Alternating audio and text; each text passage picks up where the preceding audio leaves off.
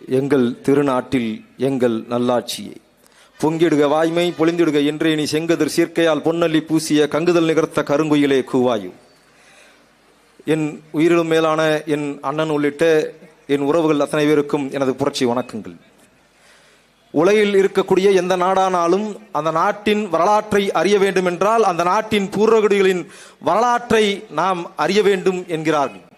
அப்படி இந்த நாட்டில் நீங்களும் நானும் வாழ வேண்டும் என்றால், இந்த மண்ணில் நாம் அத்தனை பேரும் உயிர் வாழ வேண்டும் என்றால் காடுகளும் காட்டு வளமும் இன்றியமையாத அத்தியாவசியமாகிறது.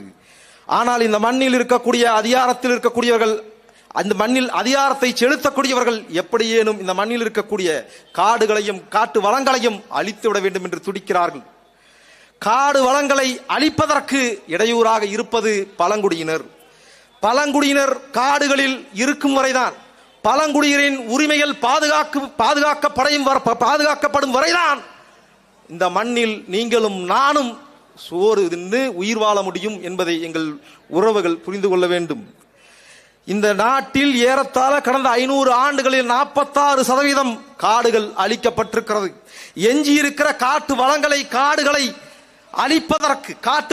அழிப்பதற்கு இவர்கள் எடுத்திருக்கிற முயற்சிகள் தான் பழங்குடியினர்களை காடுகளை விட்டு அப்புறப்படுத்துவது, வெளியேற்றுவது.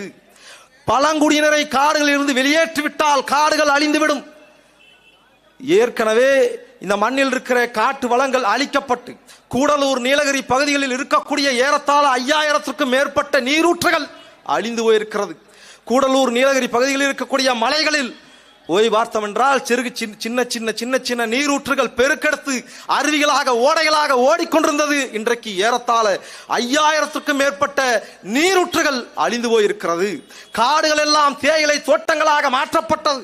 இன்றைக்கு யூகிபிலிட்ஸ் மரங்கள் வளர்க்கும் தோட்டங்களாக மாற்றப்பட்டிருக்கிறது. முழுக்க செயற்கையான காடுகளை உருவாக்குகிறோம் என்கிற பெயரில் காடுகளை அழித்துவிட்டு இவர்கள் தோட்டங்களை உருவாக்கி வைத்திருக்கிறார்கள். பழங்குடியினரை வெளியேற்றிவிட்டால் மொத்தத்தையும் அழித்து விடலாம் என்பதற்காக இதையெல்லாம் செய்து கொண்டிருக்கிறார்கள். பழங்குடிகள் தான் காட்டு விலங்குகளுக்கு ஆபத்தை விளைவிக்கிறார்கள் என்று குற்றம் சுமத்துகிறார்கள் இந்த அதிகாரத்தில் இருப்பவர்கள். பன்னாட்டு பெருநிறுவனத்திற்கு ஆதரவாக செயல்படக்கூடிய தன்னார்வ தொண்டு நிறுவனங்கள். பழங்குடிகள் இருப்பதனால, பழங்குடியினர் காடுகளிலும் மலைகளிலும் வாழ்வதனால அங்கு இருக்கக்கூடிய மானுக்கு உணவில்லாமல் போகிறது, மான்கள் செத்து போகிறது. மான்கள் செத்து போனால் புலிகள் இருக்காது, அதனால் புலிகள் சாவதற்கு பழங்குடிகள் காரணமாக இருக்கிறார்கள் என்று அப்பட்டமான அவதூறை இவர்கள் முன்னெடுத்து பழங்குடிகளை வெளியேற்றும் வேலையில் ஈடுபடுகிறார்கள். ஆனால் இந்த மண்ணில் எத்தனையோ தலைவர்கள் இருக்கிறார்கள். ஆனால் காடுகளில் ஒரு திட்டம் வைத்திருக்கிறார்கள். கோடை காலம் வந்துவிட்டால் காட்டு விலங்குகளுக்கு தண்ணீர் இருக்காது. காடுகளில் 6 அடி அகலத்திற்கு 8 அடி ஆழத்திற்கு தண்ணீர் தொட்டியை வெட்டி கோடை காலத்தில் காட்டு விலங்குகளுக்கு தண்ணீரை ஊற்றி வைத்து குடிக்க வைக்கிறது. இப்ப என்ன, கடந்த சில ஆண்டுகளுக்கு முன்னால் ஒரு காட்டெருமை தண்ணீர் இல்லாமல் தண்ணீர் தொட்டியை சுற்றி வந்து கொண்டிருக்கிறது. தண்ணீர் 6 அடிக்கு கீழ் இருக்கிறது, தொட்டிக்குள்ளே. கண் முன்னே தண்ணீர் இருந்தும் தண்ணீரை அருந்த முடியாமல் அந்த காட்டெருமை தண்ணீர் இல்லாமல் செத்து போனது. அத்தனை பேரும் பார்த்தோம். இந்த காட்சி வைரலானது. அத்தனை தலைவர்களும் பார்த்தார்கள். ஆனால் இந்த காட்சியை பார்த்துவிட்டு இந்த நிலையை சரி செய்யாமல், இந்த நிலையை மாற்றாமல் நாம் ஒருபோதும் செத்துவிடக் கூடாது என்று பேசியவன், சிந்தித்தவன் ஒரே ஒரு தலைவன் தான் எங்கள் அண்ணன் சீமான் மட்டும்தான். நீங்கள் நினைத்துக் கொண்டிருக்கிறீர்கள் அதிகாரத்திலிருந்து கொண்டு மக்களிடம் வாக்கு வாங்கி, உங்களிடமும் என்னிடமும் வாக்கு வாங்கி அதிகாரத்துக்கு போய் அதிகாரத்தில் உட்கார்ந்து கொண்டு ஐயா ஸ்டாலின் அவர்கள் அண்ணன் சீமானை எப்படியேனும் அவதூறுகளை அள்ளி வீழ்த்தி விடலாம் என்று போராடி கொண்டிருக்கிறார். நீங்கள் எந்த அவதூறையும் பரப்புங்கள், நாங்கள் மக்களுக்காக களத்தில் நின்று போராடுவோம் என்று அண்ணன் சீமான் அவர்கள் களத்தில் நின்று போராடி கொண்டிருக்கிறார். இதுதான் எங்கள் அண்ணன் சீமான் அவர்கள். கியூபா புரட்சியாளன் பிடல் கேஸ்ட்ரோவை கொல்வதற்காக அமெரிக்க ஏகாதிபத்தியம் ஏறத்தாழ 638 முறை முயற்சி செய்திருக்கிறது.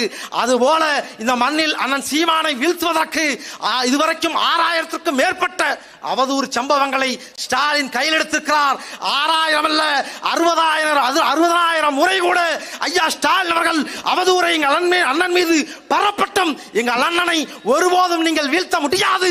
ஏனென்றால் இந்த பூமி பந்தில் வாழக்கூடிய மானத்தவர்களின் ஒட்டுமொத்த மனசாட்சியின் சான்று எங்கள் அண்ணன் சீமான். ஒருபோதும் எங்கள் அண்ணனை நீங்கள் வீழ்த்த முடியாது.